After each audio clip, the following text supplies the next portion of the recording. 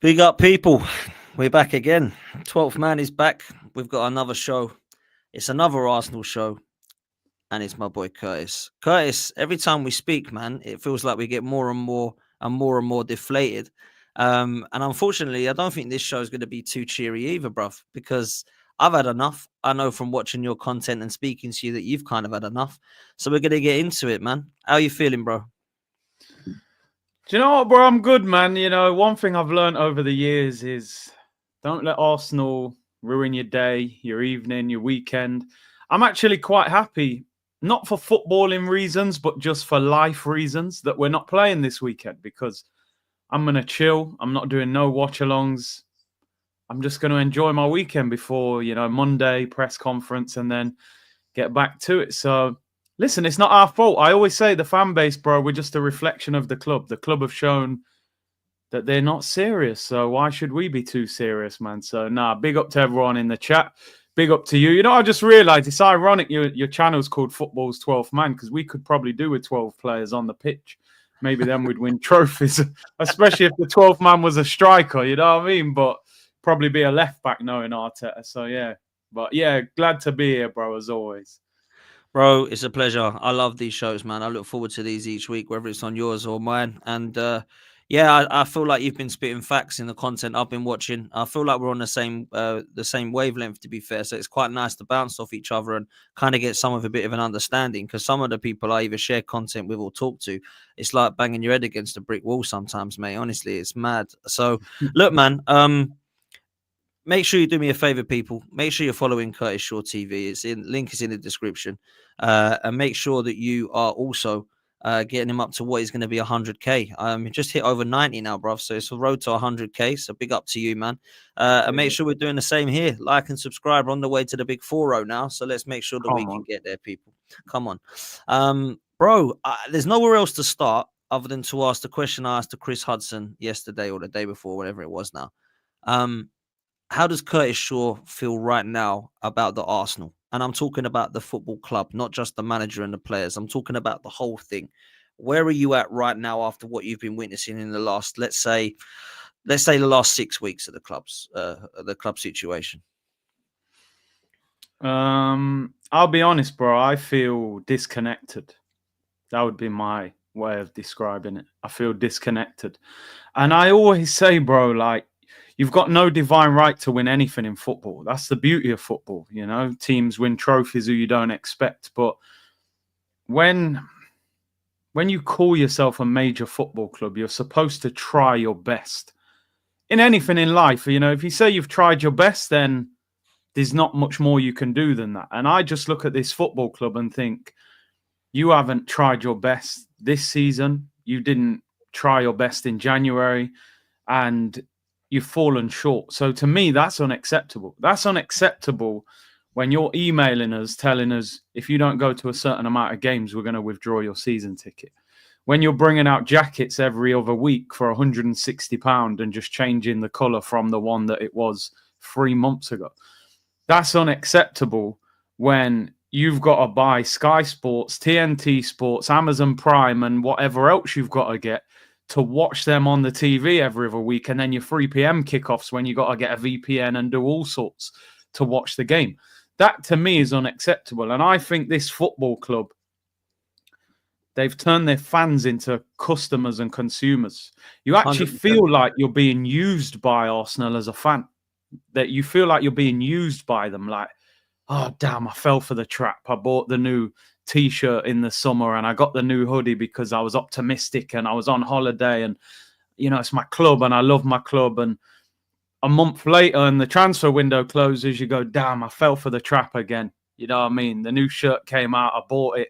They never bought the striker. Now I'm sitting here again. It's a shame because everything is sort of in place for Arsenal to go and be successful, but they just won't push for it. And I said this yesterday on my show. When have you seen a team win a league title before the Carabao Cup final? Pep used to talk about winning the Carabao Cup and using it as a springboard to go and win the title because, the first trophy of the season. Well, Liverpool have won the league and they haven't even played the Carabao Cup final yet. It's in 2 weeks. So how can we be sitting Wow. here in winter, bro? This is the last day of winter today. We ain't even got to spring, and we're saying, yeah, season done in terms of the Premier League. And let's be honest, no Arsenal fan really, really believes we're going to win the Champions League. The best you're going to get is Real Madrid over 2 legs. You might get a bit of excitement and see Mbappe and have a nice night out at the Bernabeu. But apart from that, we ain't winning nothing this season. And that to me is crazy because I got Man United mates going, listen, worst Man United team ever, but might nick the FA Cup, might nick the Carabao, not the Carabao, the Europa League. It wouldn't surprise you if United scumbag their way to a trophy. They've done it the last 2 years under Ten Hag. They've actually got more optimism than us.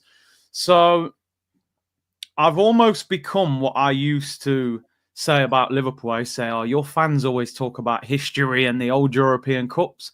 I'm now doing that with Arsenal. I'm putting, look at us, bro. Look at your background and my background. It ain't Saka. It ain't, we got Henry and Bergkamp from 20 years ago. So, do you know what I mean? This is what Arsenal do to you, bro. So, it's disappointing because 3 title challenges in a row. You don't win any of the titles, but you don't even pick up an FA Cup, a Carabao Cup. Now we're worrying about Saliba and things like this as well. So there was a lot of hope and optimism, but it feels very flat at the moment, which is a shame, really. Well, let me see if I can lift you because there is some news. I mean, I'm going to try. It's going to be very, very hard. But hopefully you're excited about the opportunity to get me old China collection, which is now launched on the club's website. Does this come out today? Don't. This has come out today. Yes, the 28th of February. No. If you would like, I mean, it's up to you. There's a lovely collection. There's a lovely collection here. Bespoke hand painted and handcrafted pieces of crockery. And look, and the stream as well. They're cheap. They're only £550 for a 14-karat gold china vase. £385 for an Arsenal Canon china vase. There's a china plate for £75, another Canon china plate for £55, and then we've got mugs for £40 as well. I mean, are you going to get yours on order, Curtis? Mate, as soon as this stream finishes, I'm going down there to get my china plate. I want the 14-karat gold one, £550. I want that. Do you know what I'm going to do? I'm going to go down there with a load of coconuts. I'm going to just throw a load of coconuts down. Smash them. Crockery. Yeah, to be fair, yeah, you're right. We're the mugs. We're the Arsenal Gooner mugs for £40, bro. They're mugging us off. This club, what is it? Nick's signature Gothic all over style print. Nick Dinnan. I mean, is Nick Dinnan a striker? Who is he? You know what I mean? Is Nick Dinnan the new striker that we get? What is this, man? What is going on here? It apparently captures Nick's signature all over the print style. Who is Nick? They're available now. I don't know. This guy. Who's this guy? Anybody know who this guy is? He's an Arsenal supporter who writes lovely on China. And if you would like some, then get in there quick because I'm sure it's going to fly off the shelves. Oh, look, there's some more ideas. Look, these are the designs. They're lovely. Look at. I mean, I'm not being funny. You could design that in nursery, couldn't you? Just draw Arsenal on a dinner plate. It looks like when you was in nursery and the teacher was talking and you're just writing like Arsenal on a plate or something. Don't do that, Daniel. You need to eat on that plate at lunch. Oh, I've got paint all over it. I mean, this club, man.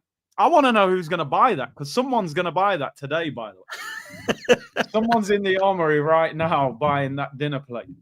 Oh, maybe we should go and get a couple of shelves put up behind us and put a couple of nice bits of china either side of us on our streams. You know what I mean?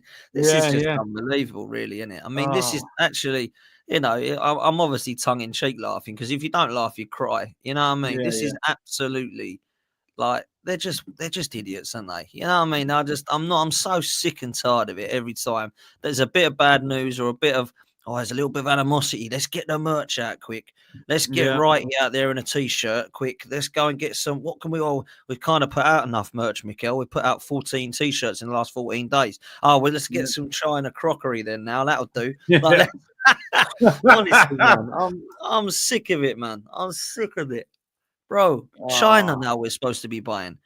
If you've had enough of the tracksuits and the baseball jackets, now go and get a vase to put up on your shelf. Like, What Bro, is do you know really? what? Do you know what cracked me up this morning? Right, they put out something about Player of the Month, and they put Marino in the 4, and I'm like, hang on a minute. Apart from the 10 minutes against Leicester, what the hell has he done this month? Yeah, he scored a couple. He scored a couple good goals, but like, what is he doing in Player of the Month? I said, nah, man. This club is just. They actually don't care. They don't read the room, do they? Like, Nah, man. they don't go, okay, we've won a game. There's a feel good fact to put out merch. They will just put out merch at any period in time, like no matter how bad it's going. Honestly, man, I can't believe what I'm seeing. I got sent it by Harry Simeon today, laughing. Even Harry was laughing, and Lee was laughing. Judges, I'm thinking, what's Yeah, going yeah. on? Man? Like, seriously, big up to Troops. He says Robbie will do a review on the whole set. He's probably bought them all already, mate. He's got all on order, man. He's Got getting 'em all, Laurie and man. himself to put some shelves up. There'll be a nice little Yeah, quote. yeah. Honestly, man, big up to you, Troops. Get back Big to up me, bro. Troops, man. WhatsApp you, man. I'm waiting for your reply. What's check your WhatsApp, bro. Love. Yeah. But yeah, what I'll say, bro, is that we're in a situation where this is actually an Arsenal fashion club now. We're more of a shop than we are a football club because every time I look up, there's something else that's for sale. I mean, it's absolutely crazy, isn't it? If it ain't a win the dog toy or a China vase, you've got to go and get a baseball jacket for 170 quid. I mean, it is absolutely crazy. It really is. But the look, thing is, it's bro, mad. they put out that report the other day. Like, they've had the highest 12 months of revenue since they've been at the Emirates. So this is, and I said this the other day on my stream. I said, as fans, we're sitting here going, what the hell's going on with Arsenal? But they're sitting there saying, yo, look at the numbers, bro. You know what I 100%. mean? So in their office in America, they're not hearing all this noise from us. They're going, yo, revenue, the highest ever since they've been at the Emirates, bro. The merch, the stadium, the seats, everything is flourishing for them. And I always said, man, as long as they've got top 4, it's mission accomplished for them. So this is why I always say this. I always say after games when we drop points, I'm going to throw some grenades on Twitter because Twitter's just not a serious place. But I always say, listen, please, as a fan base, realize what is holding the club back, because the club have to be put under pressure when they make mistakes. But we let them get away with it. And that's the problem. We don't all have to get along as Arsenal fans, but people have to say to themselves, how come we haven't won the league for 2 decades? How come we ain't even won a Carabao Cup? We used to laugh at the Carabao Cup. Wenger used to put the kids in the Carabao Cup. He didn't care about it. Now we can't even get to a Carabao Cup final. Do you know what I mean? So people have to understand, how come this massive football club with this huge fan base can't win a Carabao Cup, can't even get to Wembley for a final? We ain't had a final.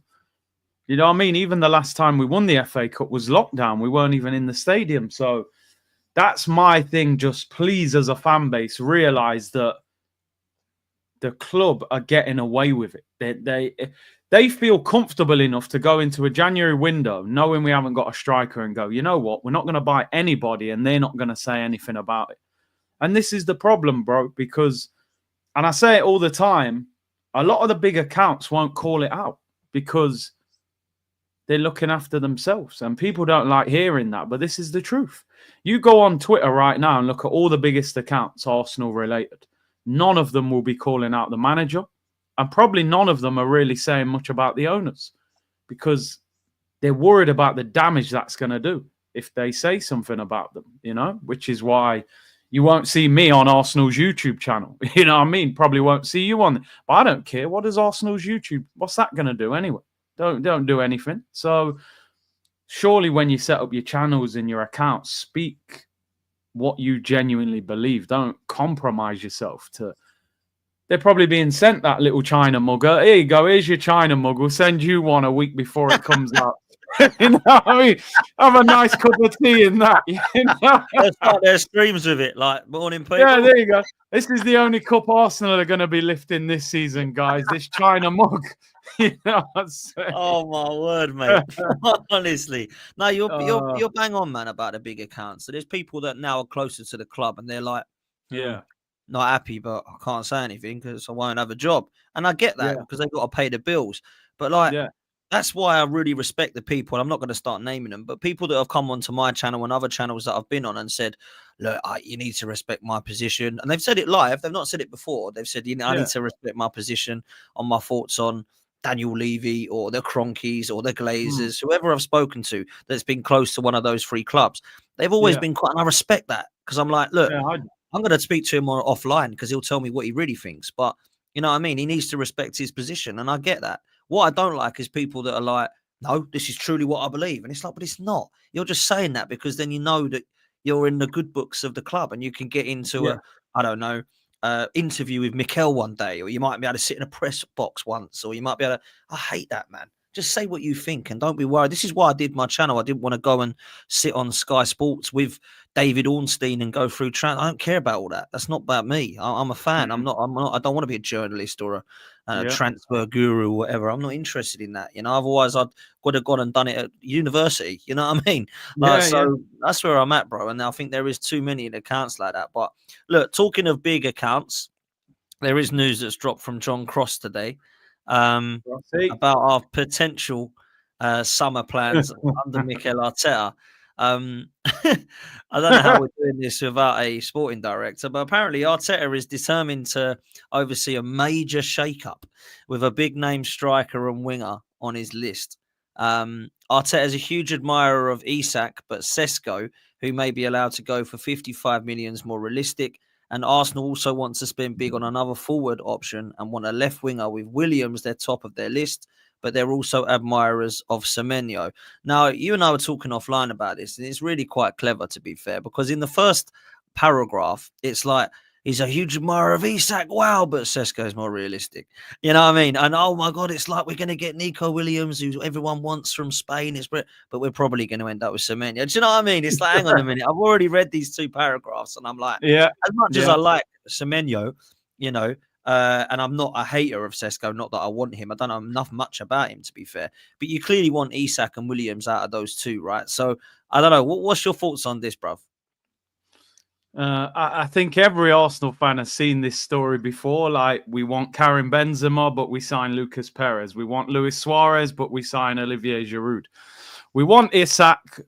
Welcome to Arsenal, Benjamin Sesko. Yeah, we want Nico Williams. Welcome to Arsenal, Antoine Semenyo. Like, we know what time it is already, people. We're not getting Isak.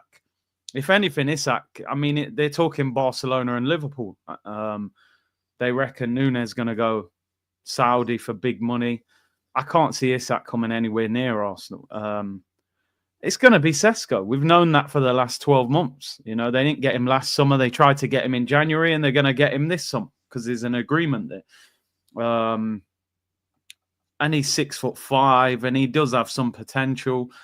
And he won't rock the boat too much, because the problem that Arteta has is that if he signs Isak for 100 million or more, which he could be more actually, that's the end of Havertz if he signs Isak, because you can't spend 100 million on a guy and then bench him.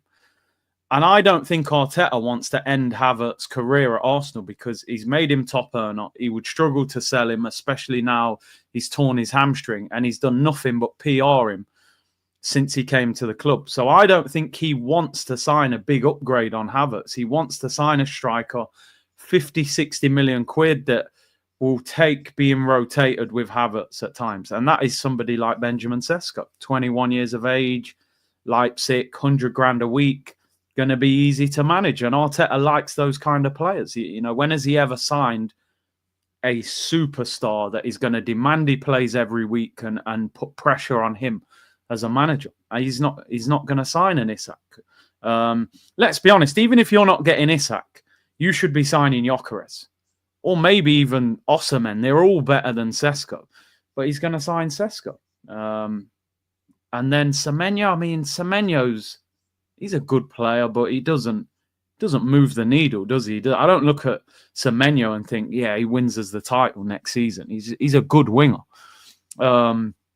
I think Cross was also saying in that same article that Trossard or Martinelli, we're probably going to have to get rid of one of them, which I've been saying for a while. I think Trossard leaves Arsenal this summer because he's got a year left on his deal and he's 30 and he's out of form. Why would you give Trossard a new deal? He gave it all that at Villa.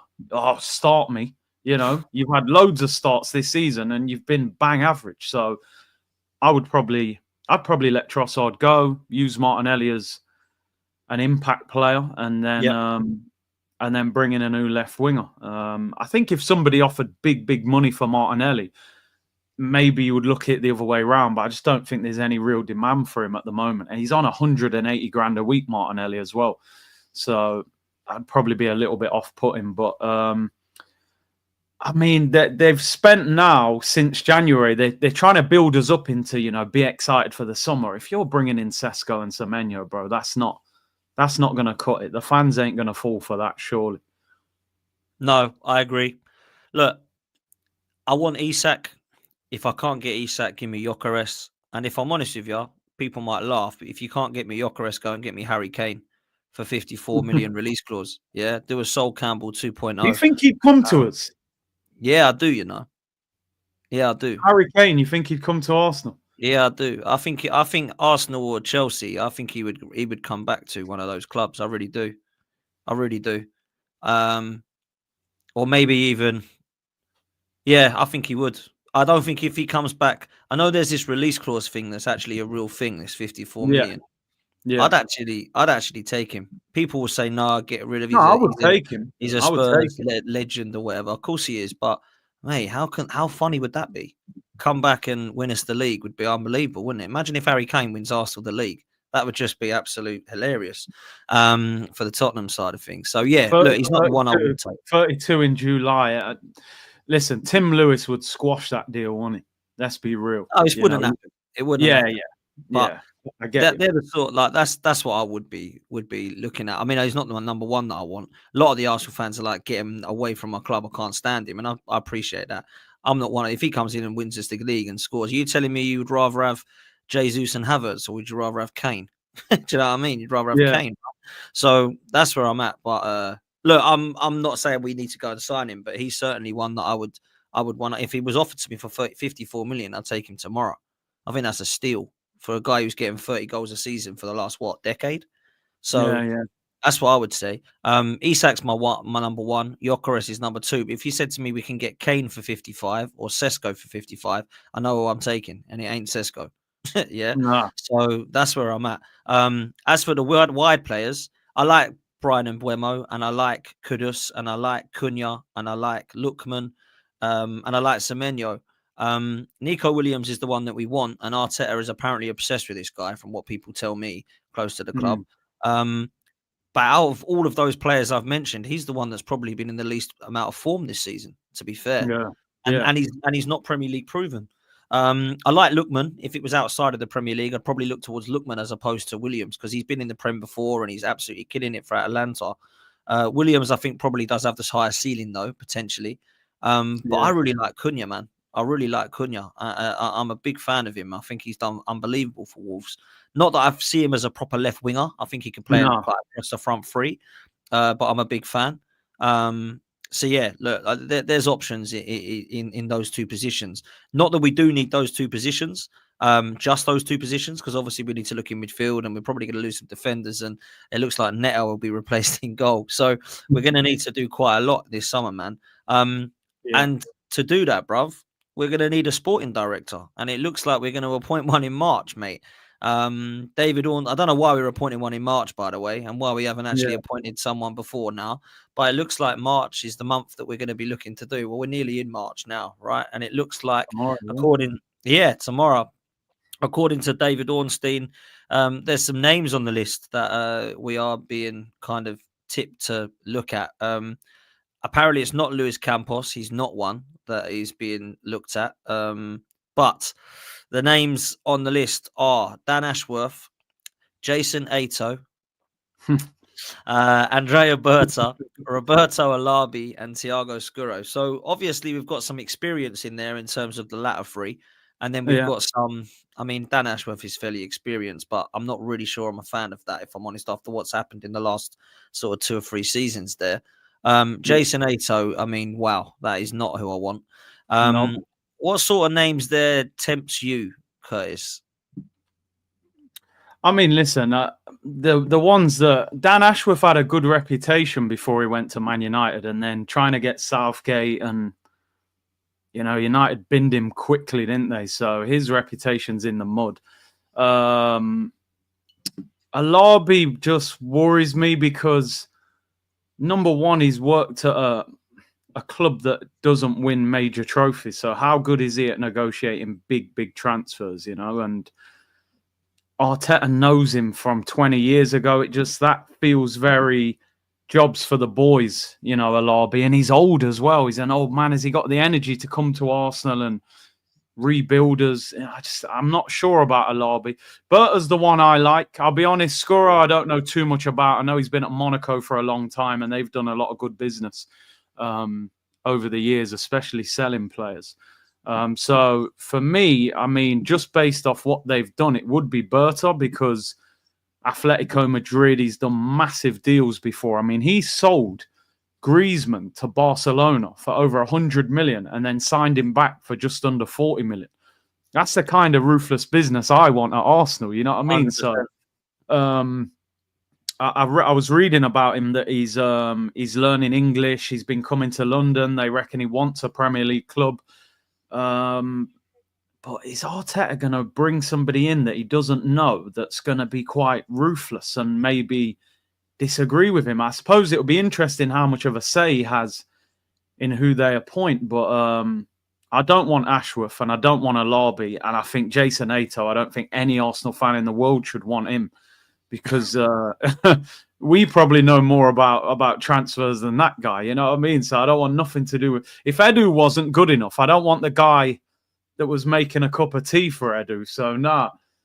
Berta would be the one. The guy from Monaco, like I said, I don't know too much about him, but I did read that he obviously has, they've sold players for huge money over the years. So, yeah, Berta would be the one for me. I'm surprised they're not interested in Campos because he's got a good reputation, but yeah, apparently he's had some issues as well. But we'll see. Who do you think it will be? Who would you expect it to be? The way this club's moving, I expect it to be Jason Ato, if I'm honest, because they're just a nightmare, right? And it's the cheap option.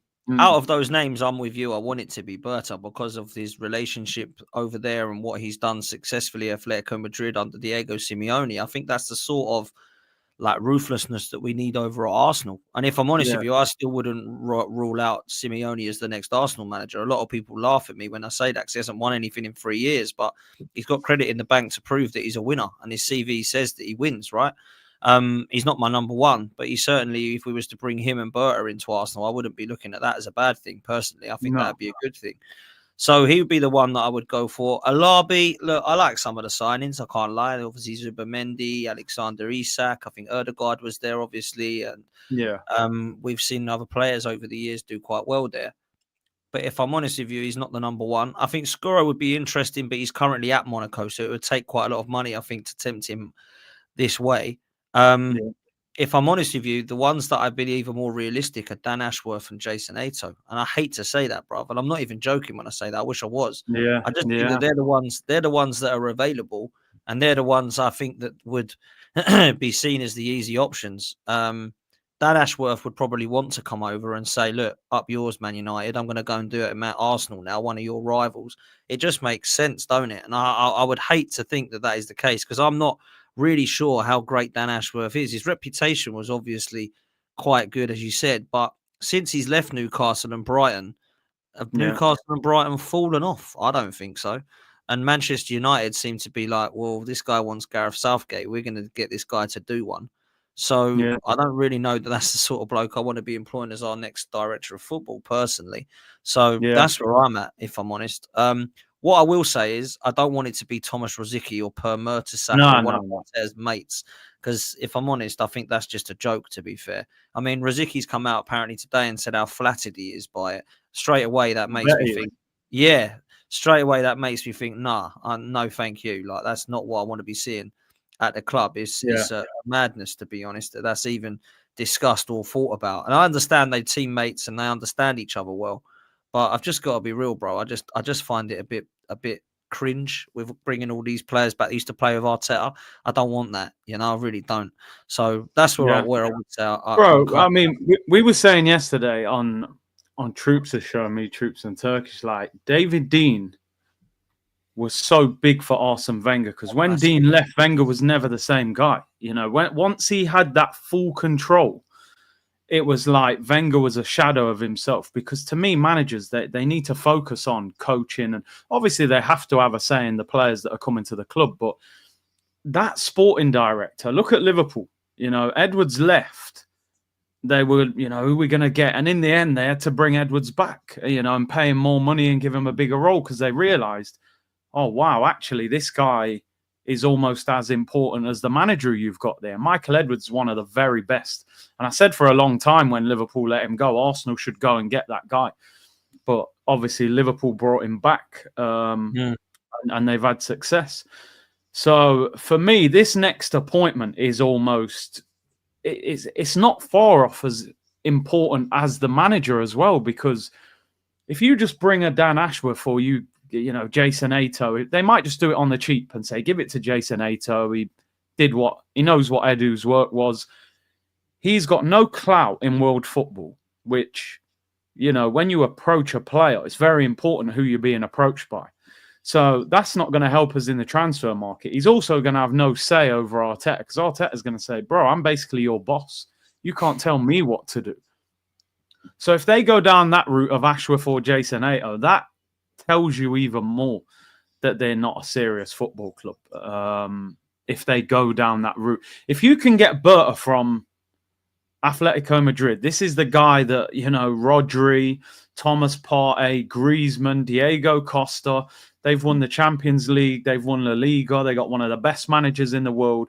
He is an elite sporting director, and he's Italian, which I think, break it up a little bit, make it a little bit different. Italian, ruthless nature, wants to learn English.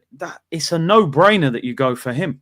The only problem is he's not leaving Atletico till the end of the season as well. So, like you just said there, are they going to think, well, Ato and Ashworth are out of contract now. There's no compensation. We can get them in March, plan for the new signings.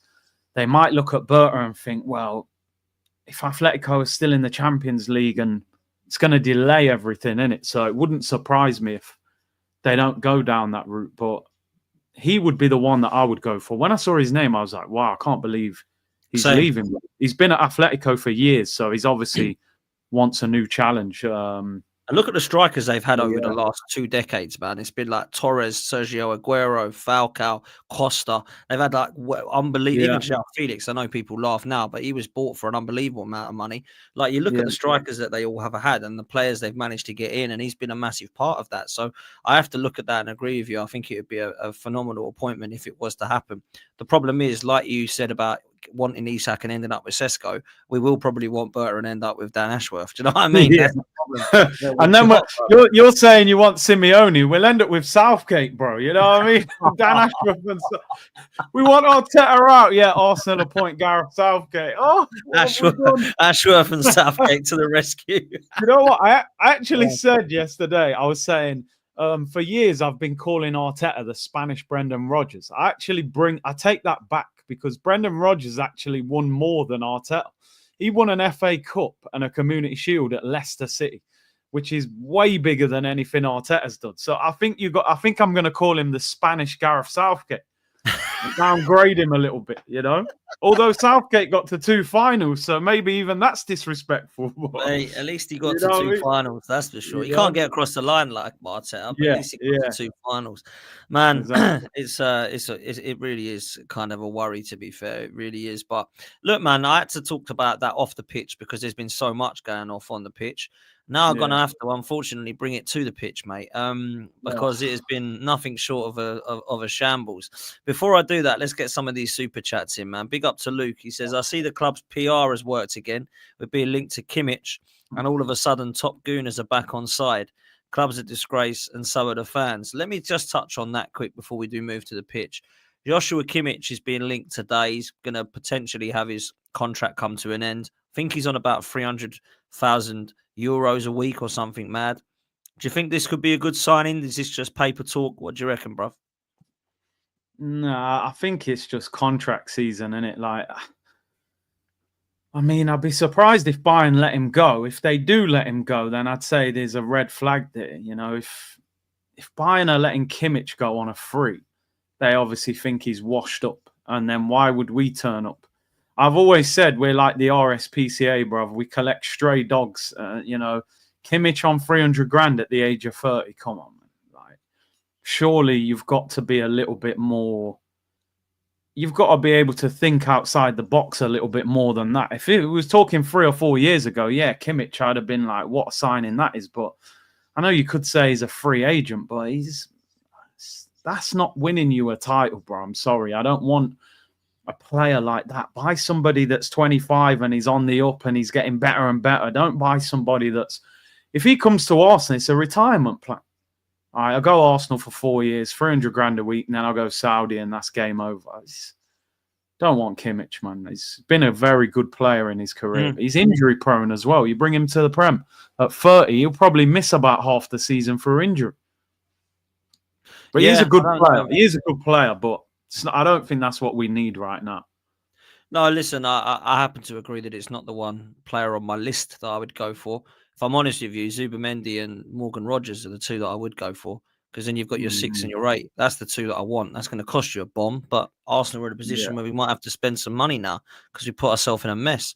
But yeah, Kimmich coming in is versatile and experienced, but he's kind of like the Jorginho replacement, isn't he? Like if he was to come in, he'd be like listen to me, I'm the experienced head. It's not like he can't run anymore or anything at 30, because he's obviously quite an athletic lad and he's done well, to be fair to him. I don't think that would excite the fan base and get him taken to next level. So I mean, don't get me wrong, he's a very good player. But what I'm saying is, like, 300 grand a week, and he's had injury problems. And if you watch Bayern Munich and read up about him, like, Kimmich has got a bit of an ego as well. You know what I mean? He ain't some little quiet player. Like, he's very outspoken. That's why he's having problems agreeing this contract. I just don't think Arteta would be able to manage him, and his wages are through the roof. You're going to make him top earner at the age of 30. I don't see that happening. I think his agent's probably playing a blinder to get a new contract. Yeah, well, it does say in the report that there's another Premier League club into him, so maybe it'll be that club who gets him, or he'll stay at Bayern Munich, to be fair to him. Why Always Me says, the guys, did you see Arsenal was selling £550 China vase? Yeah, if you wind back, we did that right at the top of the stream, because I couldn't believe my eyes when I saw that. But big up to you. Why Always Me? We also got Bo saying, if I ever catch Arteta, I'll shave him bald. A lot of people are not happy with him, that's for sure. Omo Gunners says Arsenal will sign Isak this summer, and here's why. Tell us why. Isak, I don't know. I can't see that, if I'm honest. I would love it, but I just think that Newcastle aren't going to budge, and 150 million, they might just laugh that off as well. I just don't see that happening, if I'm honest. Oregon Goon, big up to you. He says Ashworth bought Anthony. Yeah, that's enough to say no to him, to be fair. Yeah. And big up to you, Matty. Hope you're well, bruv. Make sure you're following Matt over at the Southern Gooner. He says, I swear we're having these same conversations 5 years ago, brothers. Smells like a rebuild within a rebuild. Let me ask you on that quick, because a lot of people are talking about these phases. And I said that the phase 5 or 6 will probably be the rebuild of phase 1. And it sounds like that's what it's going to be, because we're going to potentially lose sort of 7, maybe 8 players in the summer, plus the ones that are coming back from loan. Are we going to bring in 7 or 8 players in this summer? I can't see it, Curtis. No, I can't see it either, because I just don't think the money's there, to be honest. Which is why we'll probably end up with Sesko instead of Isak and Semenyo instead of Williams, because they will eventually get the cheaper option. Because you've got to look at, if let's say you buy Isak for 120, I reckon is like about the cheapest you could maybe get him for. If I'm Isak straight away, the first thing I'm saying to Arsenal is, your top earner's Kai Havertz. You got to pay me more than him. I'm way better than him. So you're giving me 300 grand a week before we even step foot into the meeting. I'm not accepting 200 grand. I'm not accepting 1 pence less than Kai Havertz, because I'm 5 times the player he is. So you got to make me top earner. So now what you've got to justify to the owners is Isak on 300 grand a week, Havertz on 275 with a torn hamstring, and Jesus is on 250 with an ACL. What other club in world football has got 3 strikers on that much money? Even Real Madrid don't have 3 centre forwards getting that much money. And then you've got to try and sell those guys when they come back from injury. So I don't see how those numbers will work. Plus, you've got to pay well over 100 million. Newcastle are going to want a lot of that up front. And that's just your starting point, bro. We're going to need a left winger. Let's say you go for Nico Williams. He's on 200 grand a week at Bilbao, and they pay less tax in Spain. So he's going to say, I need 250, 270, 280, 300 just to balance the tax he's going to lose. So then you've got to pay him 250 as well. All of a sudden, your wage bill is going through the roof, mate, just with them 2 signings alone. You know, so I don't see any way. To me, and also, let's look at it from Isak's point of view. If you're Isak, are you actually going to Arsenal? If you're in his situation, if Barcelona are saying, yo, Lewandowski's not got that long left and Liverpool are going, well, if we can get 70 million for Darwin, we only got to put 40, 50 on top. If I'm Isak, I'm looking at Arsenal like, Arteta's never really improved a striker. You know, Aubameyang got worse and Lacazette got worse, and he might not even want to come to Arsenal. So, we're going to sign Sesko. I've already accepted it in my mind. It's not the player I want, but I'm almost certain that's the striker we're going to get. Look, I'm almost certain, and in fact, I'm that confident. I put money on Sesko coming to Arsenal. I'm not sure about Williams because obviously there's rumours that he does want to stay in Spain, and I'm also the same with Zubimendi. Although Ornstein and Sami Mokbel have said that it looks like it's done, I'm not sure that that is the case because Zubimendi, there are rumours that Real Madrid are sniffing around and that he might stay in Spain as well. So we're going to have to wait and see, if I'm honest with you. This super chat's just come in from David. Big up to you, my bro. He says, I'm just sending love. 2 of my favourites were just missing Turkish, keeping me sane and laughing. Big up. Now, big up to you, bro. Come on, man. Legend, mate. Legend. Let's move to the pitch. I don't want to have to do this, Curtis, but we're going to have to talk about what's happening right now as Arsenal look to try and win games without a front line. It's mad, bro. I read this out earlier. I'll read it again. Arsenal's Premier League season so far looks as follows. 27 matches played, 15 wins, 9 draws and 3 losses. Now, the 3 losses aren't so bad when you look at it. I know it's a bit of annoying who we lost to again, but the 9 draws are what killed us, mate. You can't draw 9 in a title race. You're fine for top 4, but you ain't going to get anywhere, in my opinion, once you draw 9 games. We scored 51 goals. We've conceded 23. The goal difference is 28. Defensively, we're not so bad again this season if you look at the stats and how many clean sheets we've kept. Out of 81 points so far available, we've picked up 54. We can only get to 87 if we win all of our games, which is 2 shy of last season. And we'll be in second place right now as things stand. If we look back right now at where we think it's gone wrong, a lot of people will say it's injuries. A lot of people will say it's refereeing decisions. And we've heard VAR and red cards mentioned a lot, right? Mikel Arteta said that in the press conference a few days ago that he believes that this team should be mid-table right now and should be out of the Champions League. Now, for me, that's incredibly, insanely arrogant, in my opinion, to say that he is the reason, thank God, and these players and I are the reason that we're second. Well, you ain't second, like, you ain't finished yet. Like, do you know what I mean? You've got 11 to go yet. Are we going to be second, you know? So I wanted to ask you kind of if you could round up why you think so far to this point that we are 13 points behind Liverpool. What do you think has gone wrong? And where are you kind of pointing the fingers? Is it some of the red card decisions, referees, VAR, injuries? Is it Mikel Arteta's in-game management? Is it a kind of culmination? What are you saying, bro? I mean, it is a culmination, but the first one I look at is the manager, in my opinion. I look at the manager first and foremost because you can talk about January and say you wasn't backed in January. That's fine. You know, maybe if we'd have got Ollie Watkins, maybe we'd be better off in terms of points. But if you sit down with the ownership at the start of the summer and the ownership turn around to you and say, listen, you spent 200 million last season, which is what we did the season before. So this season, you're only getting 100 million. And bear in mind, 30 million of that went on completing David Raya. So you know you've only got 70 million pounds to spend.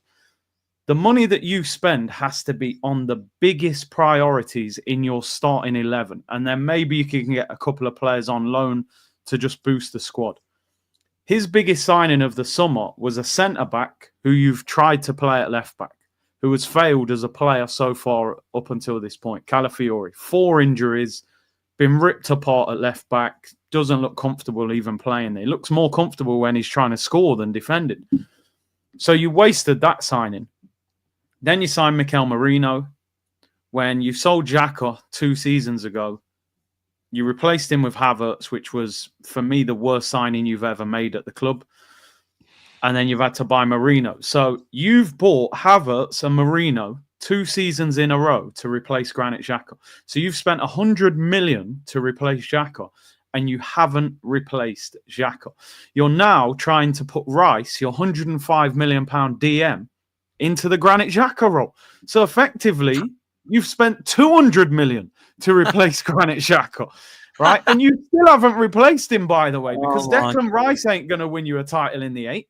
So, Arteta, bro, you needed a striker in the summer. Your first signing through the door should have been a striker. And then you probably needed a midfielder. If you've got Tierney, Zinchenko, Lewis Skelly, Kivior can play there, Tomiyasu can play there, Timber can play there. Are you that desperate to spend 40 of your 70 million on a left back? Why didn't you buy Ivan Toney for 40 million? He's a goal scorer. Scored 20 league goals in the league. Maybe you didn't have the money to go and get the Gyökeres or someone. So you could have said, you know what, I get Toney for 40 million. He's going to get me the goals. He was talking how much he wanted to go to Arsenal, but you bought Calafiori instead. Fabian Ruiz, along with Rodri, best centre midfielder in the Euros. PSG spent all summer trying to get rid of him. They wanted 40 million euros, 35 million quid. So effectively, you could have bought Fabian Ruiz and Ivan Toney in the summer instead of Calafiori and Marino. One's a quality ball-playing centre mid, and one's a 20-goal-a-season Premier League striker. But you didn't buy them. You bought Marino instead of Fabian Ruiz, who'd sat on the bench for Spain for the whole Euros, got hyped up because he scored 1 header. And you signed Calafiori instead of Ivan Toney because Charles Watt said Ivan Toney had a bad attitude. So they didn't sign him. So I have to start with the manager because... quickly, has Saudi got rid of him then because of his bad attitude? Yeah, exactly. Well, he's loving life there, isn't he? You know what I mean? 300 He doesn't grand a sound week. like he's got a bad attitude. I said similar to you, to Chris. I said, if you said to me now, I can have Calafiori or Marino or Gyökeres, I'm taking Gyökeres all day long. Yeah. It's crazy, bro. Exactly. So I start with the manager. He has to take the brunt. I don't rate these owners. I don't think they've got the right level of ambition. The one thing you can say is that they have spent money since he's been it. But that doesn't make you a great ownership. Man United have thrown loads of money at it. If you haven't got the right sporting director and manager, you're just throwing money at a lost cause. So for me, Arteta could have still won a title under this ownership if his recruitment had been better. He shouldn't have bought Havertz. He shouldn't have bought Calafiori. He shouldn't have bought Marino. The list goes on, Fabio Vieira's and so on and so forth. So I start with him. However, I can't let the ownership get away with it. If you get to a January window and you're second and you're not far off Liverpool and you've got no strikers and Josh flies into the country for an emergency meeting, well, when you've got an emergency, you're meant to do something about it. You flew in for an emergency meeting and flew home without buying anybody. You know what I mean? So imagine you ring an ambulance. It's an emergency and they turn up and they have a look and go, oh, yeah, that looks quite bad, mate. Yeah, we're off. Well, you haven't even sorted it. I know what I mean. What are you doing? Sort it out. This is what Josh flew in, watched the game, said, yeah, man, I got a flight to catch. I'm getting out of it. But the crazy thing is, you know what they did, bro? He came in and he sat there with Mikel and he must have sat there and said, listen, right, Havertz, remember at the time, was still fit at the end of the transfer window. He must have said, listen, Mikel, I tell you what, go with Havertz, right? Trossard's cover in the false 9. You'll have Martinelli back in 6 weeks. You'll have Saka back in 8 weeks. We'll get you Sesko in the summer. Yeah, can you muddle through with that? Yeah, don't worry about it. We'll muddle through with that. It's not ideal. I would have liked Watkins, but you know what? 15 million a season, I'll take that. We'll do that. Don't worry about the press conference, Josh. I'll cover it up. I'll speak in waffle. They won't even know what I'm saying. So because that's what he does, bro. He talks in the press conference, and I sit there and I go, "Raw, do you know what? I'm born in England, but I don't understand what he's saying. Yeah, I'm going on Google Translate going, what the hell does that mean? I don't even know what the guy's saying, bro. And they said, yeah, we'll muddle through it. He said, don't worry, I'll book the flights to Dubai. Fly Emirates is the sponsor. You lot go and have a great time. 1.2 million in 6 days. 6 days, bro. They spent 1.2 million. We're sponsored by Fly Emirates. So surely we're getting free charter flights to Dubai. We work with Sober Realty, who sponsor the training ground, who are massive in Dubai. So you would think the hotel would be free. Why didn't we visit Rwanda for free? Yeah, they didn't want to visit Rwanda, innit? They wanted the 7-star hotel. 1.2 million to mash up Havertz's hamstring. Like, come on, man. And it's worked. Yeah. I mean, look at us against West Ham. It's worked. And Forest. Oh, Dubai's been incredible, mate. You know, we draw. Then we lose. We can't score a goal. We got a centre mid up front. The 17-year-old's got cramp. Trossard, Calafiori's getting ripped apart. I mean, yeah. The Dubai disaster, they'll have to call it these days. You know what I mean? I don't think they're going there next year. But listen, for me, just the manager has to take the flack for what he did in the summer. The owners have to be pulled up on what happened in January. And then I've always said, and I've said it plenty of times, I don't blame the players at all for this season. I just don't think they're capable of doing anything more. I'm not looking at these players and going, you know what, they're lazy or... No, I think they've given everything. I actually think our back four this season, for them to be the best defence in the Premier League, considering the carnage and the constant rotation. We got a right back who's an absolute machine on the back of an ACL injury. Yeah. We got a left back who's an 18-year-old centre midfielder. You know, them two centre backs and that goalkeeper, that back four have been an absolute credit to the club.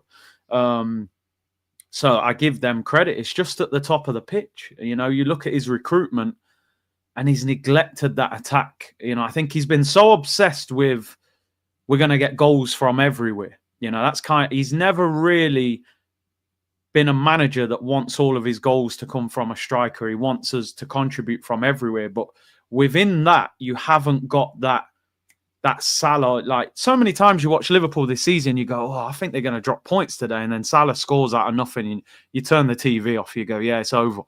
I think Saka was maybe becoming that player, but he's not, you know, obviously with the injury now, he's not. And I think over that time of them 31 signings, he's made a massive mistake not investing big money into that attack. He should have bought a top quality striker, or he should have bought a left winger that's a game changer. And when you think this guy was at Arsenal, you know, he's seen these players and Van Persie's and Alexis, and he should understand. He was at Man City with Pep watching Aguero's and Kevin De Bruyne's and Sané and Sterling when they were bagging goals. So why he's sort of done that, I don't get it, but he needs to do it in the summer. Yeah, look, man, let's talk about what we have got on offer. What have we got on offer, bro? Don't know what we have. It's scary. One thing you said that I absolutely agree with is the fact that I'm not blaming these players. And I said this to judges, yourself, and now to Chris earlier as well. They're in the trenches, man, and they're looking around thinking, wow, this is us then. This is what we've got to do. And, you know, Saliba, I've got to be real, he's looking up and he's thinking, yeah, I'm a big fan of Gabriel and Ray behind me. I love Ben White and Timber either side of me. I've got Partey and Rice in the middle, Odegaard, Saka. And then I'm looking up and you're seeing, oh, now it's getting Marino, Sterling, Havertz. What's happening here? So when he's looking up around Madrid and he's seeing Mbappe and Vinny Jr., he won't be thinking that, bro, right? So that's my biggest worry and concern. And I do agree that you can't sit there and blame the players, because the players this season, to be fair to them, I think have never, ever shown that they don't want it mentally when it comes to... I think the only times that they've maybe not wanted it mentally is when they've been fatigued, if I'm honest with you. And I think Mikel Arteta is to blame for that. When we've got Saka going down with hamstring injury, we've got Ben White has gone down with Odegaard going down. We've got all these players that have gone down. I mean, Odegaard, to be fair, was internationally, but you get my point. We've got a lot of players that have gone down through Arteta playing them, and then it's the durable ones that have gone down.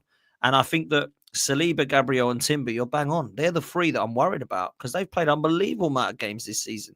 And we still got no cover for any Yeah. of them, by the way, other than obviously Ben White, who's now back.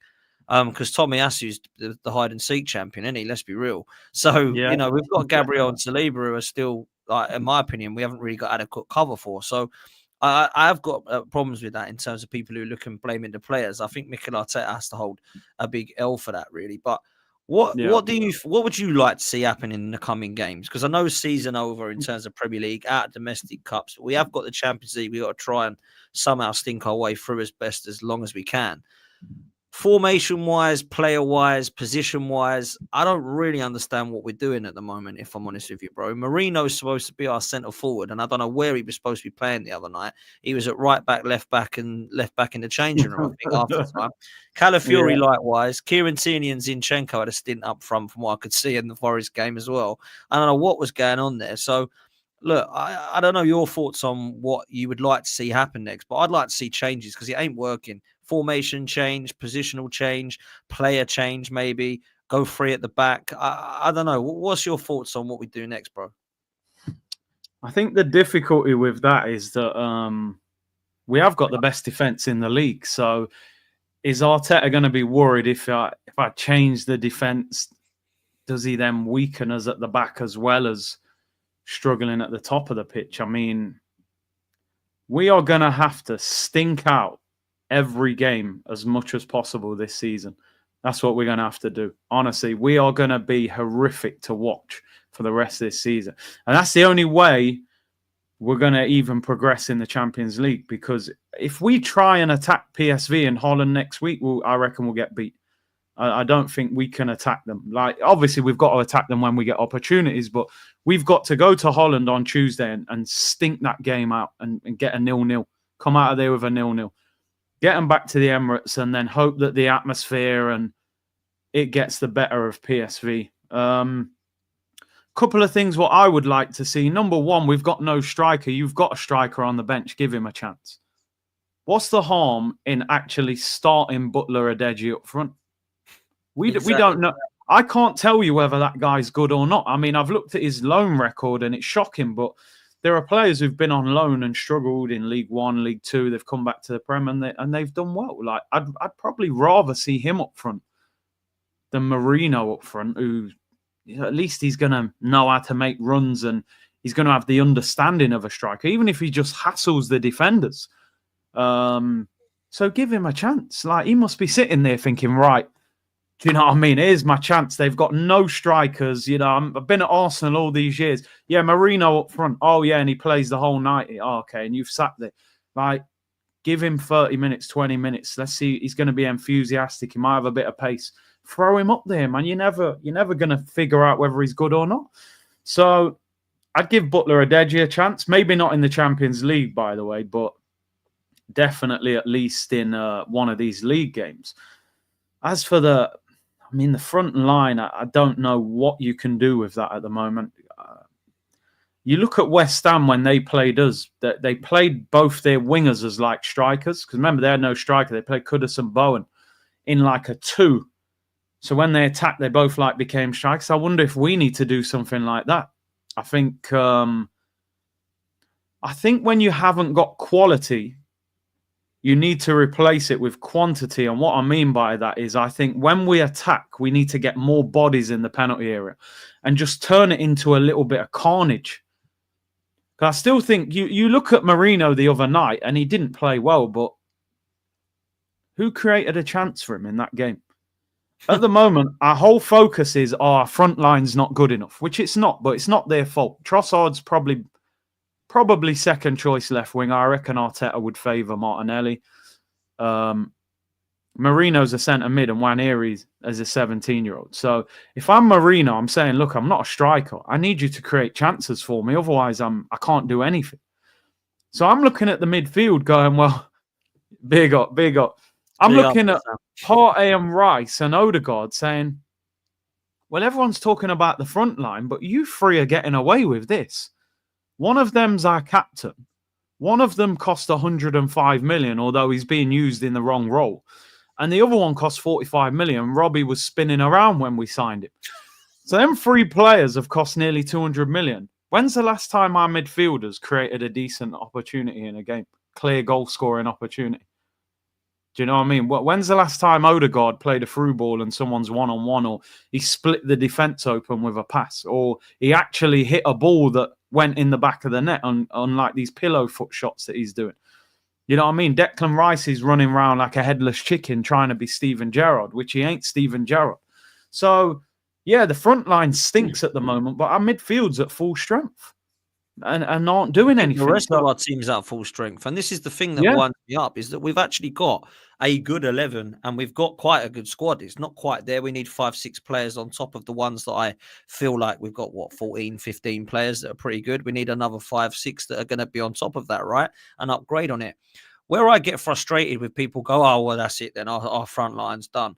Well, hang on a minute. The summer and the January transfer window, they decided to buy Raheem Sterling for if Saka got injured.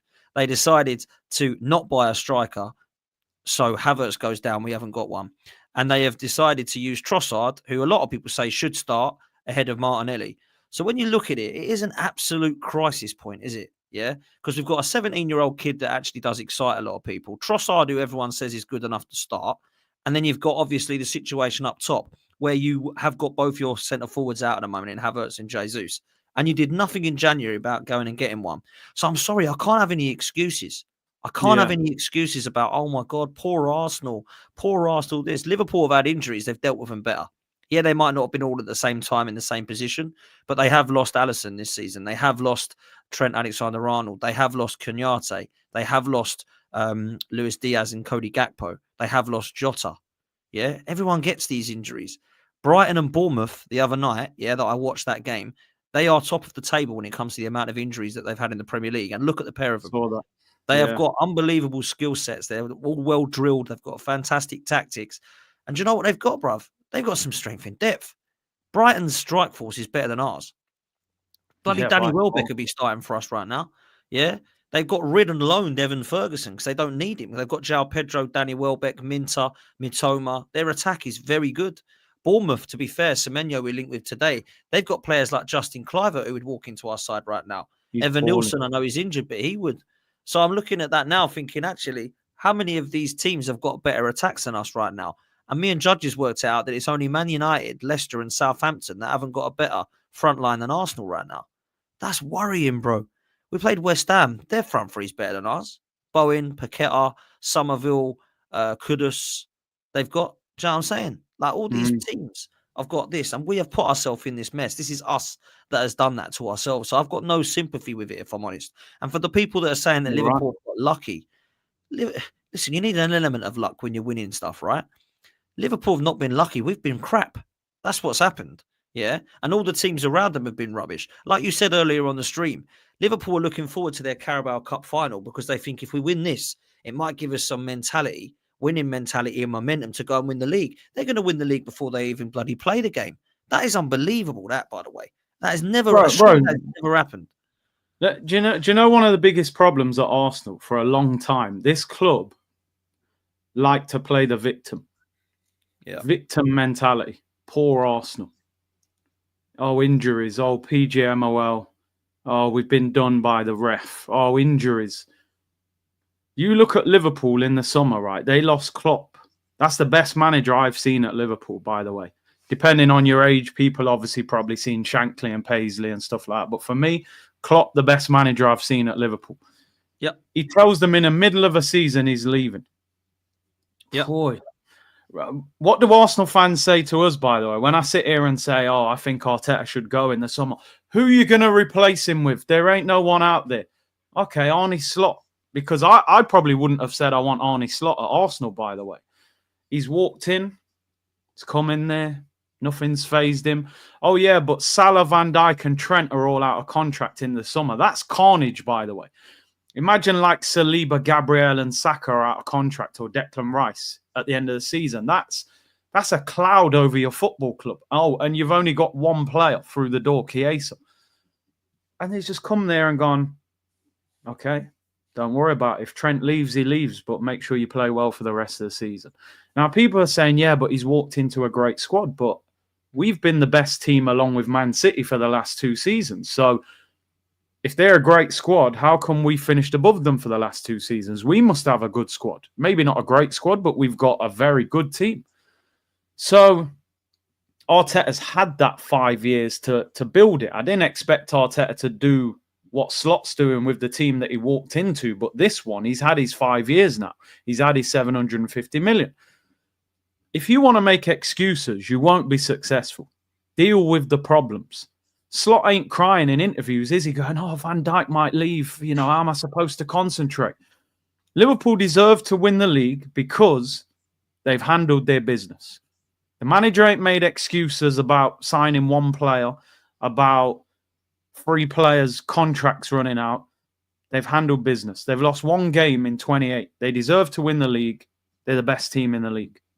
And most people, including a lot of Arsenal fans, were being very arrogant about Liverpool earlier in the season. These lot won't win the league. Klopp's gone. There'll be a hangover. Just shows, doesn't it? But when we come out and other people come out and go, I think you should replace Arteta, they go, oh my God, but then we'll have to rebuild and, you know, we have to start again. No, when you've got a good team, you do not need to start again when you bring in a new manager. All you have to do is slightly adjust things, 1 or 2 things. We need a top quality striker. We need a better left winger, a few good squad players, maybe another centre midfielder. Listen, you're not going to address everything in one window, but deal with the main priorities. Get a quality striker through the door. Get a proper left winger. Get another midfielder. And then get a few pieces to sit on the bench. And that team has got a chance next season. The problem is now, at the start of this season, I said, if we buy a striker, a prolific striker will win the league. I'm looking at it now going, even if we signed Isak, I'm not sure we'd win the title because I actually think there's something structurally wrong with Arsenal now. This isn't just about a striker anymore. This is we don't attack properly. West Ham came to Arsenal with no striker. They scored. Like, they opened us up and they had a couple chances. We are not attacking properly. We don't look like scoring, you know, Martinelli and Trossard and all the, apart from Saka, no attacking player is thriving in this team. And look what it's done to Saka. You know what I mean? It's torn his hamstring. He might not be the same player again. So it just shows that our attack is built purely around him. Because Odegaard ain't the same without him. Havertz wasn't. They've all dropped off since he came out. None of them have been able to say, okay, Saka's out. I'll do the business for the next 3 months. So you need a structure that works so that when somebody comes out of it, even if the replacement isn't quite as good, it's still operating in the same manner. So that even if Saka's out and you put Waneri in there, but Martinelli. The question is, 2 years ago, Martinelli was being called generational by Jurgen Klopp. He's one of the most exciting left wingers in the league. He was ripping up Cancelo, ripping up Trent, 15 goals, going to the World Cup. Sky's the limit. You're thinking this kid could be a superstar. 2 years later, we're sitting here going, I don't know whether I'd keep him or not. Then you're looking at Trossard, who most people 12 months ago going, possibly the best finisher at the club, super clutch. We love his celebration, £27 million bargain. 12 months later, yeah, I'd get rid of him. Yeah. Havertz, 65 million. Most of us didn't want him anyway. But again, there is talent there. You don't play for Leverkusen, Chelsea, Germany, and Arsenal without talent. But Havertz is no better than the day that he walked in. He's no better. He's the same player he was that turned up, in my opinion. You look at Saka, he's the only one that's thrived. Willian, even though most people hated Willian, he'd had his best season at Chelsea the year before we signed him. By the time he left, he was a joke. His belly was hanging out of his shirt. Marquinhos scores 1 goal, cries his eyes out, goes out on loan, never seen him since. Aubameyang's a golden boot winner.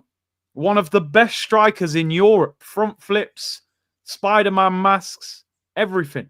Wins you an FA Cup. Everybody would want him. You got this guy left wing, running up and down, working hard. You give him away for nothing.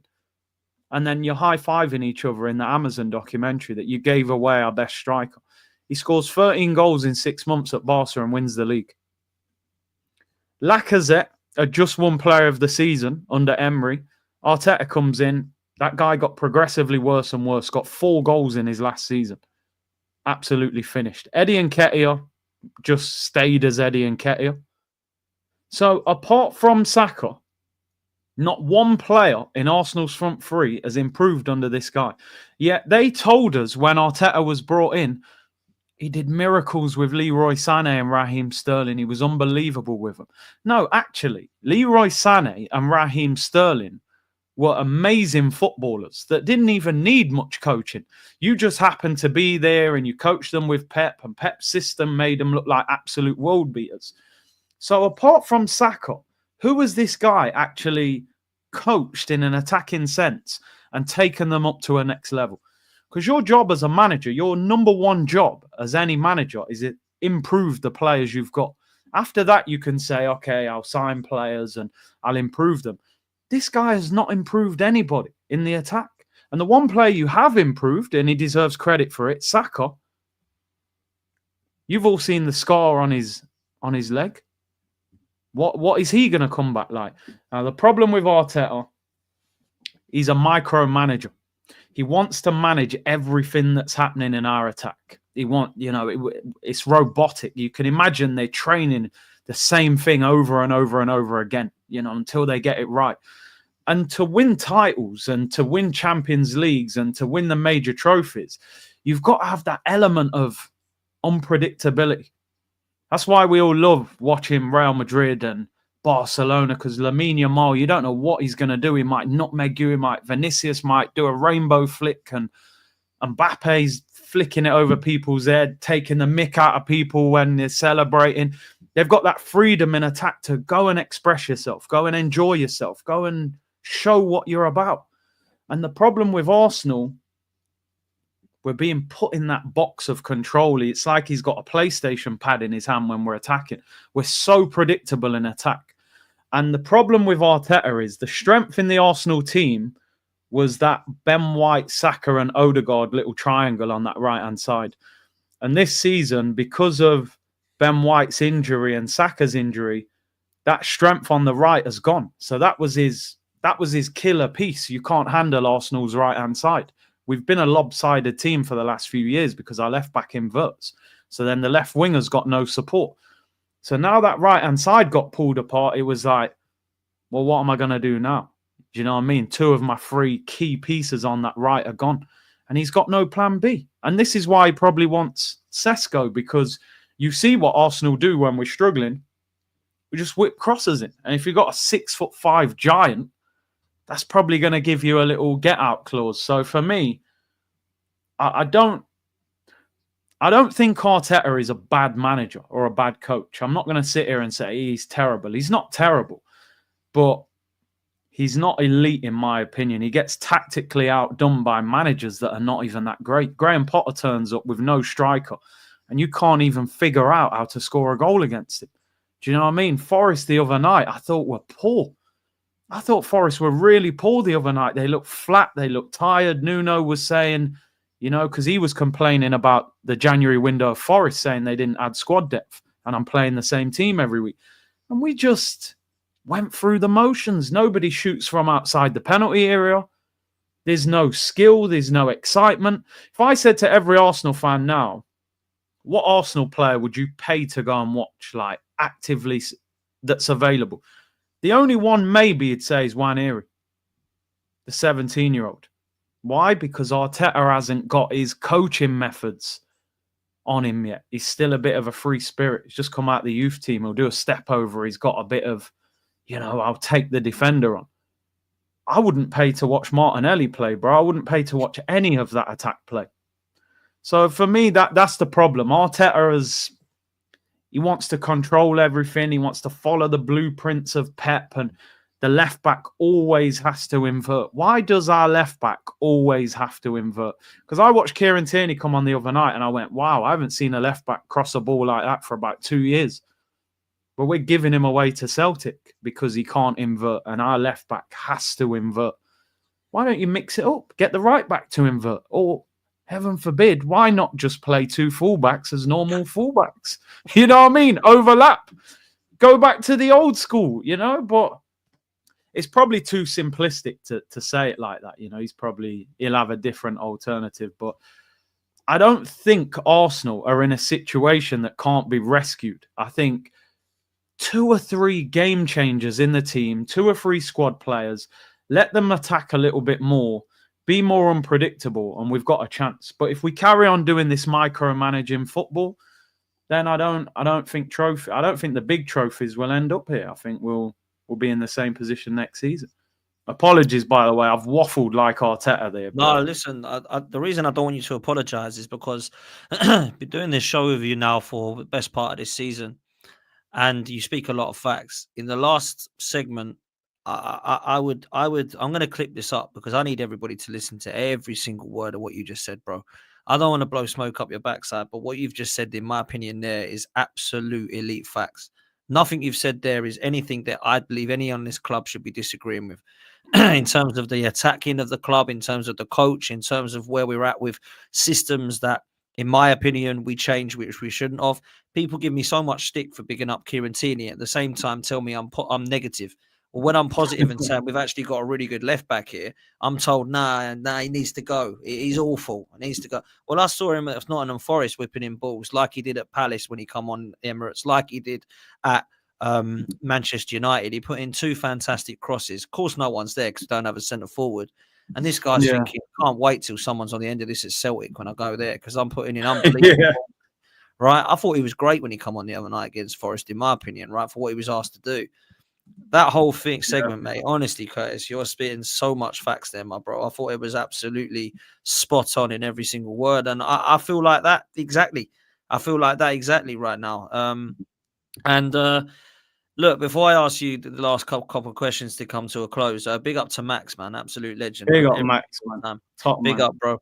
I hope you're well, my friend. Listen, thank you for the thumbs and the backgrounds, my bro, because this is all you. So I appreciate it, man. Thank you so much. A few super chats before I come to last couple of questions. See, there's only 6 points gap between 3rd and 10th. Our fixtures are hard and we're not scoring goals. Top 4 isn't easy. European spots are up for grabs. Before I ask you on that, Bo has come in and said Josh flew over to collect the dollars instead of giving it out. And then Jerome comes in and says the emergency meeting was about new merch. Man. He said, yo, we need a striker. He said, nah, man, we got some nice teapots to drop, bro. Don't worry about it. Oh, wow. Honestly, man. Riku says there's a scenario here that Arsenal announced that Arteta will leave the club at the end of the season and Cesc Fabregas will be hired as the replacement. How do you react? Just keep Arteta. Like, what's the point of replacing him with another Arsenal? Like, look, at least he's an Arsenal player I respect, like to the degree that he actually did win something, invincible, this kind of stuff, and won FA Cups with us. When I look at what Arteta is, like, don't get me wrong, I respect the fact that he won FA Cups with us, but he was never a top elite level player. However, when I look at what Fabregas has done in the game and what Arteta has done in the game, right now Arteta is even more experienced than Fabregas. So I do not want the replacement to be that. But I'll tell you what, it would not surprise me if that was the sort of appointment that happened if Arteta was to go. That's the sort of player, that's the sort of manager they bring in next, man. This lot, they're absolutely crazy, in my opinion. Chaitanya says, big up, lads. Can you do a squad, sell, keep, bench? Even if we get many players in the summer, we need to get all of them spot on to win the title. No trust. Yeah, I don't have any trust. Listen, we'll definitely do that maybe next time on the show and look at where we're at in terms of the squad. Certainly, a big up to you, bro. I appreciate you as always for the super chat. Thank you so much. And this one comes in from Bo. It says, we need a weekly show with Dan, Curtis, Turkish and Troops. Wow. I mean, if we had time, I'd love to say that we bring you that. It's just that all of us are so busy. We can only just about get through this, me and Curtis. And some weeks we have to rearrange. But that would be amazing. Maybe we'll try and make it happen one day. Fane says Ashworth has accepted a job in cricket yesterday. Sorry? I hope so. Wow. Let's hope he's not coming to Arsenal. That's all I'm saying. Because when you give me that scenario of Arteta leaving and Ashworth and Southgate coming in, I shuddered. Because that's not what I want. That's not what I want. Listen, man, come to the last question for you, which is about the Champions League. I don't like to be so negative, but I personally don't see us winning this competition. If I'm honest with you, I didn't see us winning this competition with a fully fit squad, to be fair. I certainly Yeah, don't think we're going to now. Um, let's just concentrate on PSV because a lot of people are getting excited about inviting Vinny Jr. and Mbappe to the Emirates. We ain't there yet, right? So yeah. where are you at with this seriously? PSV home and away. They've beaten Juventus 3-1. They've gone through. They've managed to have a really good game against some of the new format competitors, which is why they're in the last 16. They're not going to be easy, and they're playing quite well over in Holland. Apparently, they're quite well in their domestic league. So, what are you telling me about this fixture home and away, bro? Because it's coming up soon. Bro, I am nervous. I tell you now, bro, I'm nervous about that game. And I've said this quite openly, like, Arsenal are not going to win the Champions League. We probably wouldn't have won it, like you said, at full strength because Arteta gets done by these managers, Olympiacos and Sporting Lisbons and all that, and Villarreal's anyway. But I'll be totally honest, just from a fan and a content creator's point of view, I would love to see Arsenal play Real Madrid. You know what I mean? Because we're making content, and that would be great content. And plus, it'd be great to watch Mbappe at the carpet. This is. Do you know what? Right, I don't. I think if we lose to PSV, the season will go toxic. I think fans will. I think it will turn nasty at Arsenal, like it did at the end of Wenger, because to be in the middle of March and have nothing to play for. I mean, this weekend I said, look, I'm glad we're having a break, but realistically, man, we should be playing an FA Cup game. You know what I mean? We've won that trophy more than anyone, and we're just getting dumped out in the early. It's not like it's the semi-final. We're getting dumped out in like the first 1 or 2 rounds that the Premier League clubs are in. PSV, I mean, I've only watched them a few times just in these latter stages. They're dangerous, man. 70 plus goals in their league this season in 20 odd games. I watched that last half an hour against Juventus when the Arsenal game finished, and the whole half an hour was just them attacking Juve. So it'll be interesting how they play, whether because really they should attack us in the home game and then try and get us back to the Emirates. So like I said, we need to stink out the place. We need to absolutely stink out the joint. You give me a 0-0 boring draw now, I'll take that every single day of the week just to get back to the Emirates and hope that atmosphere at home and it gets the better of them. That's probably. I don't see us beating them on Tuesday. I just don't see it. I don't think we've got any firepower whatsoever.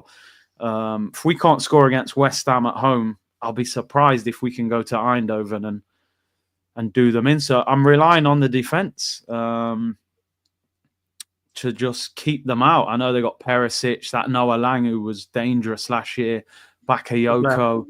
They got some dangerous players, man. They got some dangerous 71 goals in 23 games. You know, when Ajax are on 51 and they're top, so they've scored 20 goals more than the team that are top of the league. So I think they're gonna go for us. But if we can just, I suppose the good thing is we're not conceding many goals at the moment. You know, so can we go there and get a draw? Which is a bit embarrassing, really, because you know I should be saying we can go to PSV and beat them. Even in the away leg, they're not exactly an elite Champions League team, really. But the situation we're in at the moment, I don't see anything more than a draw, and then maybe you bring them back and scrape past them in the home leg. I don't think Martinelli's back until the end of the month, so he won't play in either game either. So, but who do you play up front? Do you play Marino? Do you play Trossard? Do you try something else? I just don't know. Well, what I would do is I'd go old school now, 3 at the back. The last time we won a trophy, actually, we played this formation, by the way. Yeah. So I play 3 at the back because we're stacked at defence. You can either play Calafiori or Ben White in the back 3. Yeah, Timber and Lewis Skelly when he's back in the wing backs. I believe Timber can play there. Some people might think White could do a better job there, but you pick who you want. Partey and Rice and with Odegaard, and then up top you go Waneri and Trossard ahead of Odegaard. That's what I would do. Play something a little bit different. And then at least then if it doesn't work, you've got some options from the bench because Arteta loves like-for-like subs. Kieran Tierney's a wing-back. Zinchenko's a wing-back. Kivior's can play in a back 3. Jorginho can come into a double pivot. Wanyeri can go middle, and perhaps you put Marino or Sterling if you really wanted to up top. You can play one of the young kids. I think he's just got more of an option there, if I'm honest. So that's what I would like to see happen. If I'm honest with you, though, bruv, I think we're going out. And I'll tell you why I think we're going out. Not only do we not score goals, we don't do well in Europe away from home. And if I'm honest with you, cup competitions and Arteta, they're not like bacon and eggs. They ain't compatible, are they? Do you know what I mean? They don't go together, right? So for me, when people start to shout that I'm negative for saying that, I look at the evidence in front of me and I go, right, okay, Bayern Munich, they're better than PSV. I'm not going to include that one, but I'm going to include the others because I've seen us lose at the San Siro. I've not seen us beat Atalanta away from home. I've seen us go away from home and home in both legs against Villarreal and lose, Olympiacos and lose, Sporting Lisbon and lose. Why would I be confident when I've seen the evidence that suggests that away from home we don't travel well? Porto's another one last season that we didn't win and we lost. And then across two legs, we've gone out to those sides I've just mentioned. So why on earth would I be 100% confident that Arsenal, with their team that looks the way it is at the moment, strike force-wise, confident enough to get across that two-leg affair? I just don't see it happening, bro. And I think don't get me wrong, I don't think we're going to lose like 4-1 or something like that. I think we're going to go out either on penalties or like 1-0 or something like that, or maybe 2-1 or something crazy like that, bro. I don't have the confidence. I just feel down and deflated. But I wish I wasn't like this, bro. I wish I could go, no, good competition, let's get behind, let's get optimistic, let's give it our all. But I look at it and I think, defensively we look really good, and in midfield we're quite comfortable. But from Odegaard forwards, what's happening here? Because it ain't looking good. So I'm relying on 17-year-old Ethan Nwaneri. And I think just lastly, which I wanted to point towards your direction also on top of that, was why are we looking at 17-year-old ahead of our captain? That's what I want to ask people. Why am I looking at the 17-year-old to get me out of my seat? And then behind him, we've got the guy who's on more money than him. That's our leader, our captain. That's our most creative spark. That's our player that everyone's looking at. What has happened to him, Curtis?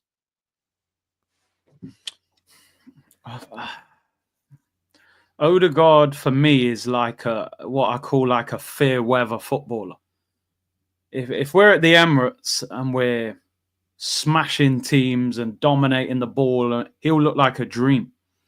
But when you're in times of difficulty, that is the last person you want in the trenches with you, unfortunately. And he's shown that. There's a reason that Real Madrid let him go so easily and for such a low amount of money, 35 million. Look at, they're not stupid when it comes to selling players. He's obviously a talented footballer. We can all see how talented he is, but talent without that thing in your stomach of like, yo, I'm determined to be the best. I don't look at Odegaard and think he's desperate to be the man. Do you know what I mean? And again, it shows how big Saka is in this team because he made Odegaard look even better. And like you said, man, for me, Odegaard shouldn't be Arsenal captain next season. I genuinely think Arteta needs to take the armband off him. And he won't do it because he'll probably worry about the repercussions of it. But I think an armband can actually hinder a player if he's not a genuine leader. And I don't think he is a leader. He doesn't run around demanding it vocally. Not every captain is like that, but some captains, you lead by example. When has Odegaard won us a difficult game, scored a big equaliser this season? When has he had that captain moment? You go, there he is. We're dragging him off with 20 minutes to go against Forest at 0-0. You're the creative player. You're meant to be the last player we take off because you're the guy that should create a chance or score a goal, and he's dragging him. So it tells you that there's something not right. I think Gabriel or Rice should be the captain for now. But Odegaard, like you said, the fact we're relying on a 17-year-old who's not even a right winger, who's being taken off because he's got cramp. And look, I know what a lot of people have been saying this with Odegaard. Is he 100% fit? But he was out for nearly 2 months. Yeah. So, what are we just making an excuse for it? Because what is there to say that he's not fully fit? Like, we're just saying. And I get he's missing Saka because people say he misses Saka. I get that. That's cool. We all miss Saka. But when Saka was playing when he was out, Saka didn't miss Odegaard. Saka was getting goals and assists. And I'm with Yeah. you. Like, he's not going to strip him of the captaincy. I'd give it to Gabriel, and I'd make Declan Rice my vice captain. That's what I would do. I'm old Yeah. school. I like an old school captain that barks orders. When he gave it to him at the start, I thought that's a bit odd. I don't see him barking orders. I see him No. leading by example and leading by the press, and he's a role model to some of the youngsters. But I don't look at him and think, wow, you're that mentality, that leader that we all need. You're going to drag us across the line. And he's had 5 seasons with us? Can you name me 5 games, which is just one a season, of a time where he's got us across the line in a game and you think, wow, Odegaard, that was the guy. He's got that winner. He's driven it. I can't name 5, which is one a season. In fact, bruv, I'm struggling to name even 1 or 2. And that's bad, isn't it? When you think he's been here for that long. And I'm not trying to slag him off here because I do like him. I rate Odegaard. I think he's wonderful to watch. I just don't know if he's the guy or if he's the guy before the guy. And we drop him into the 8 and go and get our guy. Yeah. So we might go and get Alex Baena in the 10, or we might go and get Florian Wirtz. We probably won't, but this is my thinking. What I would like to see Odegaard in that 8, because he's left-footed and he's on that left. Maybe we open up that left-hand side with him a bit more. So that's kind of where I'm at with it, Curtis, if I'm honest with you. But I don't know who would you give it to, like a captain's armband wise, if you could change it. No, definitely Gabriel. I remember we were speaking about this on the tour in the summer, and they were saying Gabriel, I don't think he speaks fluent English. Like, he does speak English, but I don't think he's that strong. But I said, listen, man, let's be honest. You don't need to say that much. You don't need to tell a story on the pitch. Just tell people where to go. Swear at them if you have to. Encourage them if they do well. It doesn't even, you know what I mean? So I don't buy into that. I think because Gabby's been at the club longer and he's probably got a bit more authority in the dressing room than Declan Rice, because he's been at the club longer and he's built bonds with the players. I would make Gabby the captain, and he's 27 now as well, which I actually didn't know this until yesterday. I was quite shocked to read that Gabriel was 27. And this is what I'm saying. You know, you look at players like Gabriel now, and you think he's probably one of the best left-footed centre backs in world football. Gabriel. And Saliba, you know, people have said one of the best centre-backs in the world, probably after Van Dijk. They haven't got one trophy between them at Arsenal. They haven't even got a cup final. Do you know what I mean? We signed Gabby after the cup final. Them guys haven't even been to Wembley for a cup final with Arsenal, which is absolutely crazy. Partey's contract's up this summer. He hasn't played in a cup final for Arsenal in his whole contract. And that's the thing where I just don't let Arteta off the mark. It's bad enough you haven't won a title, but to not say, well, I've won 2 FA Cups and a Carabao Cup, and because that trophy would give everybody belief that this manager knows how to get over the finish line, and we've had that big moment and they've lifted silverware. Because we all throw it at Harry Kane, don't we? Kane's an outstanding footballer. We go, yeah, but you didn't win nothing at Tottenham. Who cares, mate? These players are going to start looking like that. And like I said, I've said it for a while, Saliba's got that look on his face. I'm telling you now, bro, we've seen it before. Yeah. He's going to go international duty next month and go, boy, man, Mbappe's in the Champions League and this, that, the other. These lot are lifting silverware. They're on big money. He's going to say, when's it my time? I'm performing at such a high level and I've got nothing to show for it. So I'm worried. I'm seriously very, very worried. We can go backwards from this point. We're unhappy now, but we could go backwards because Chelsea fans are protesting. Do you know what I mean? And they're in the top 4 race. They're protesting. They're not a million miles away. They probably need a striker, centre-back and a goalkeeper maybe. If Liverpool win the league, Slot's won the league with no money. So imagine if they actually said, you know, I have 150 million. Yeah. Sell Darwin Núñez and that. City are going to go big. You know, they spent nearly 200 million in January. So I think they're going to get Florian Wirtz, to be honest. So you're going to get a rejuvenated Man City. You're going to get a Liverpool. Because let's be honest, when Liverpool won that last title, it had a cloud over it. Like people are, it's the lockdown. It's the lockdown title. You never even had this one, parade. This one, you're going to see the streets of Liverpool will be swarmed when they win this. So as a club, they're going to be like a monster woken up. I think next season's league is probably more difficult to win than this one because look at the fall-off that City have had this year and Rodri doing his ACL. So I just think the frustrating thing is it feels like we've missed opportunities. I think the last 2 seasons, the thing we've all clung to is that we're getting better and better. The points went up, the goals went up. Okay, we weren't winning the league, but the progression was there. We're a worse team this season than we were last season and the season before. Yep. If you're spending money and getting worse, then that should be alarm bells ringing for the ownership. But as long as they get Champions League, mate, I think they'll be good to go. Facts, bro. Absolute facts. And yeah, look, I have to agree with everything you've said there in relation to what could happen in next season. And Newcastle, they keep their players and get Champions League. They're going to spend. They've had 4 windows where they haven't been able to. And then you look at what Chelsea could do. Chelsea get a goalkeeper, a defender, and a striker.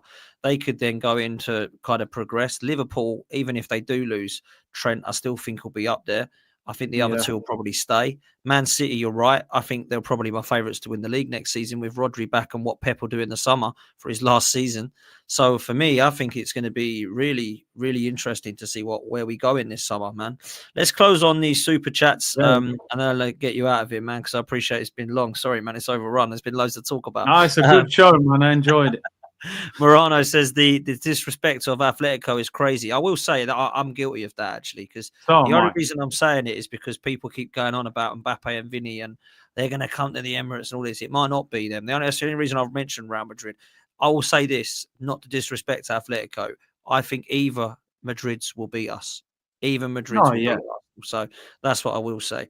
We also have Ricky who says, Lucas Perez masterclass incoming. He's obviously signed for PSV, but he hasn't been registered in time, so he can't play against us. But wow, could you imagine? We have Eddie and Nketiah scoring against us, and then he comes and scores. It'd just be typical Arsenal. Typical, yeah.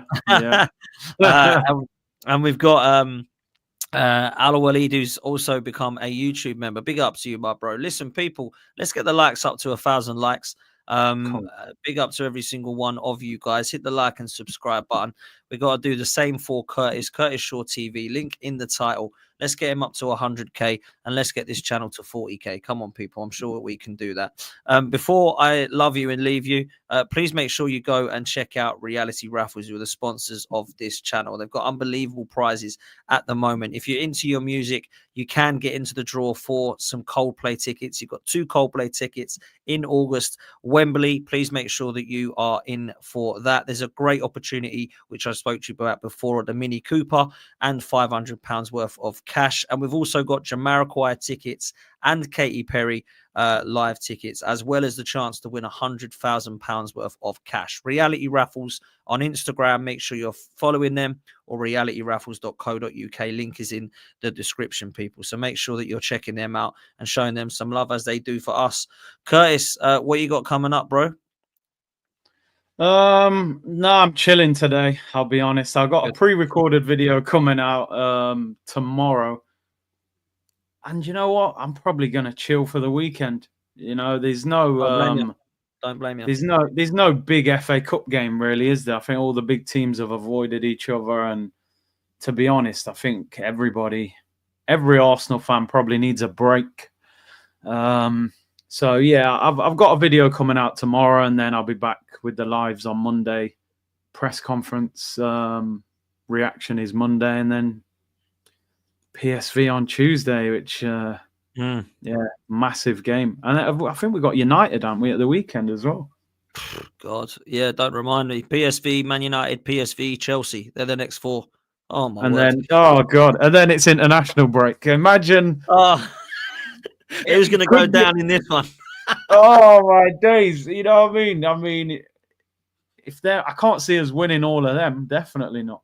So no, honestly, man, I don't see it at all, man. I really don't. And just to give you guys one last chance, if you would like the opportunity to get yourself one of these unbelievable plates, then please do get all over it, because they're nice and cheap. Look, they're only 550 quid. There he is. Nick, the guy no one knows. I thought that was the striker we'd announced. Nick Dinnan. I honestly can't. You just gotta laugh now, man. There's no point of trying to banner it anymore, bro. It's just incredible, this club, man. This club are absolutely insane. Listen, people, we're going to get out of here. Big up to Curtis. Make sure you're following him. Hit a like and subscribe on this one. And we'll see you next time, people. We're out of here.